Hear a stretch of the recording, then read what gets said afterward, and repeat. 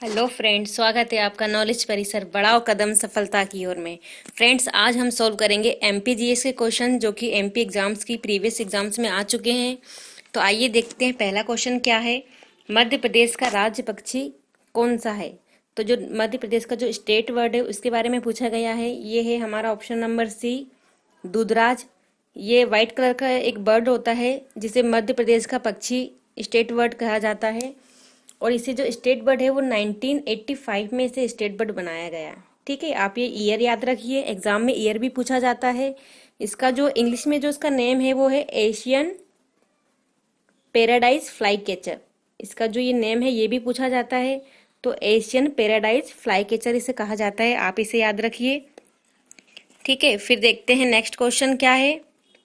Next question है मध्य प्रदेश में कुल कितनी स्वीकार्य चिन्हित जनजातियां हैं? तो ये शेड्यूल्ड ट्राइब्स के बारे में क्वेश्चन पूछा गया है। तो जो एमपी में जो जनजाति हैं टोटल वो है 46 जनजाति। वैसे एमपी में जो भारत में सबसे ज्यादा जनजातियां अगर पाई जाती हैं तो वो है मध्य प्रदेश में। तो जो टोटल जनजाति कितनी है, 46 हैं। जैसे कि भील, गोंड, भारिया, बेगा, ये प्रमुख जनजाति है मध्य प्रदेश की, इन्हें आप याद रखिए। ठीक है, 20% जो जनसंख्या है मध्य प्रदेश की जनसंख्या में से 20% जो है वो जनजाति है। लगभग ये कितनी होगी, 1.22 करोड़ जनसंख्या जनजाति की है जो कि एमपी में निवास करती है। ठीक है, फिर देखते हैं नेक्स्ट क्वेश्चन क्या है। नेक्स्ट क्वेश्चन है रूप सिंह स्टेडियम मध्य प्रदेश में कहाँ स्थित है? तो जो रूप सिंह स्टेडियम है ये किसके नाम पे बनाया गया है? फेमस हॉकी प्लेयर थे हमारे ध्यानचंद जी, उन्हीं के छोटे भाई हैं ये, रूप सिंह नाम है इनका। ठीक है, इन्हीं के नाम पे ग्वालियर में ये स्टेडियम बनाया गया है और इस स्टेडियम की स्थापना हुई थी 1978 में। फिर नेक्स्ट क्वेश्चन है मौलाना आजाद राष्ट्रीय प्रौद्योगिकी संस्थान कहाँ स्थित है? तो जो Maulana Azad national institute of technology है ये कहाँ पे अवस्थित है? ये है स्थित है भोपाल में, ऑप्शन नंबर बी। इसे आप याद रखिए। इसे जनरली MANIT नाम से भी जाना जाता है। तो ये इंस्टीट्यूट कहाँ पर है? राजधानी भोपाल में। ठीक है, नेक्स्ट क्वेश्चन है मध्य प्रदेश जिले में कुल कितने जिले हैं?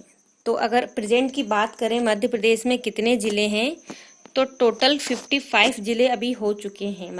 55 जिले हो चुके हैं। रिसेंटली अभी 3 जिले नए बने हुए हैं जो कि 2020 में बनाए गए हैं।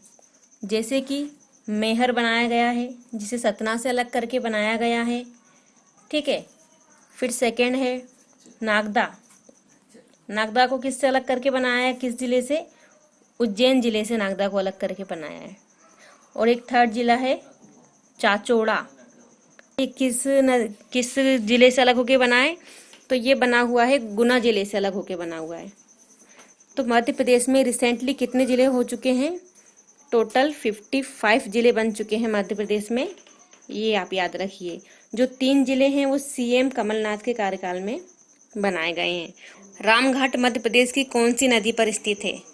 रामघाट एक फेमस घाट है मध्य प्रदेश का, एक पवित्र स्थल है। और ये किस नदी पर बना गया है? तो एक ये शिप्रा नदी, ऑप्शन नंबर ए, शिप्रा नदी पर ये रामघाट बना हुआ है। क्यों फेमस है? क्योंकि ये शिप्रा नदी उज्जैन में है। उज्जैन में ये निकलती है और यहाँ पर एक कुंभ का मेला लगता है जो कि बहुचर्चित, 12 साल में, प्रत्येक 12 साल में मेले जो लगते हैं कुंभ के, तो वो एक लगता है मध्य प्रदेश में उज्जैन में। ठीक है, तो इसे आप याद रखिए। नेक्स्ट क्वेश्चन देखते हैं अटल बिहारी वाजपेयी जी का जन्म कहाँ हुआ था? जो अटल बिहारी वाजपेयी हैं वो भारत के प्रधानमंत्री रह चुके हैं, 10th नंबर के प्रधानमंत्री थे। और इनका जन्म जो हुआ था वो हुआ था ग्वालियर में, ऑप्शन नंबर बी में। फिर नेक्स्ट क्वेश्चन देखते हैं निम्न में से कौन सी जनजाति मध्य प्रदेश की नहीं है? 4 जनजातियां दी गई हैं ऑप्शंस में, जैसे कि जौनसारी, गोंड, कोरकू, भील। तो जो ऑप्शन नंबर ए है जौनसारी, ये जनजाति मध्य प्रदेश की नहीं है। तो ये कहाँ की है? ये जनजाति है उत्तराखंड की। ठीक है, फिर आइए देखते हैं नेक्स्ट क्वेश्चन क्या है। राष्ट्रीय लॉ इंस्टीट्यूट यूनिवर्सिटी कहाँ स्थित है? तो जो नेशनल लॉ इंस्टीट्यूट है वो स्थित है मध्य प्रदेश की राजधानी, ऑप्शन नंबर बी, भोपाल में स्थित है। ठीक है, और इसकी जो स्थापना हुई थी वो 1997 में हुई थी। मध्य प्रदेश की जितनी भी फेमस कॉलेज और यूनिवर्सिटी हैं उनका आप स्थापना ईयर याद रखिए, क्योंकि एग्जाम में अक्सर जो क्वेश्चन है वो ईयर्स को लेके पूछा जाता है। जो भी जैसे कि DAVV हुआ, बरकतुल्ला यूनिवर्सिटी, जिवाजी यूनिवर्सिटी, ठीक है, RJPV, इन सभी यूनिवर्सिटी का आप अपना ईयर याद रखिए, एग्जाम में पूछा ही जाता है। फिर नेक्स्ट देखते हैं, होलकर क्रिकेट स्टेडियम कहाँ स्थित है।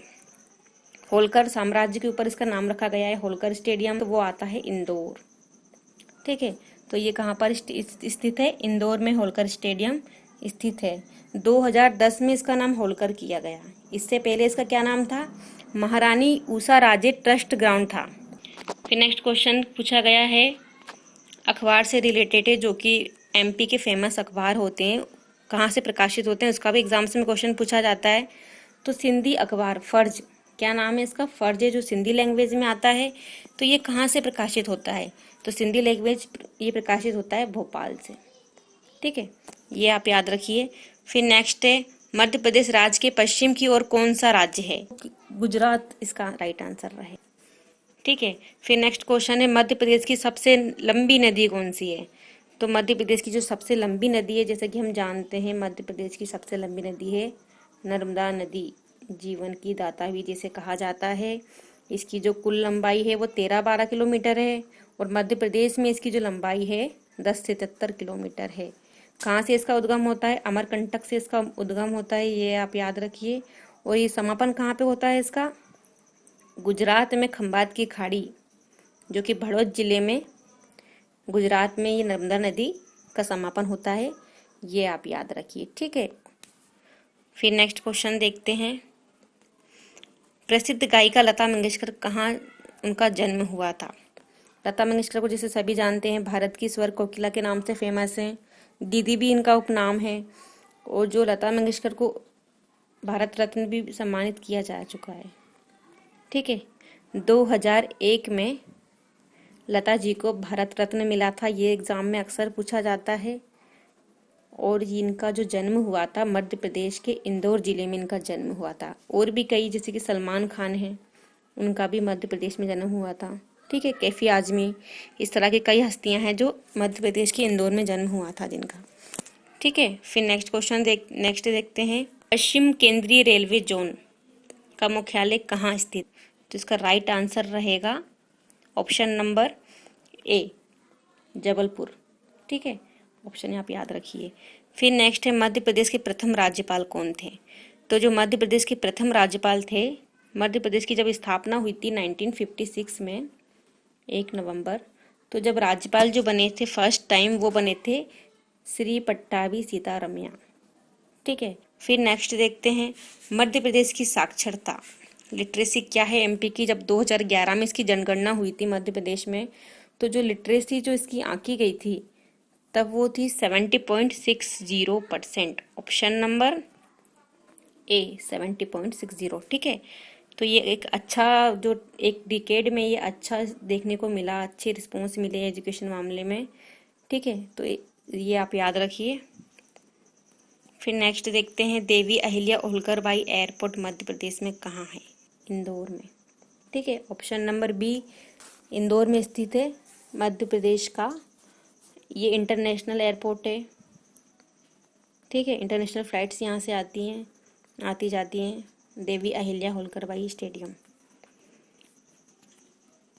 फिर नेक्स्ट देखते हैं, क्षेत्रफल के आधार पर मध्य प्रदेश राज्य में देश का कौन सा स्थान है। क्षेत्रफल की अगर बात करते हैं तो मध्य प्रदेश का कौन सा स्थान है, ये हमें पूछा गया है क्वेश्चन में। तो इसका स्थान जो आएगा मध्य प्रदेश का, वो रहेगा ऑप्शन नंबर बी। फिर नेक्स्ट क्वेश्चन, नदी को लेकर पूछा गया है, तवा नदी किसकी सहायक नदी है।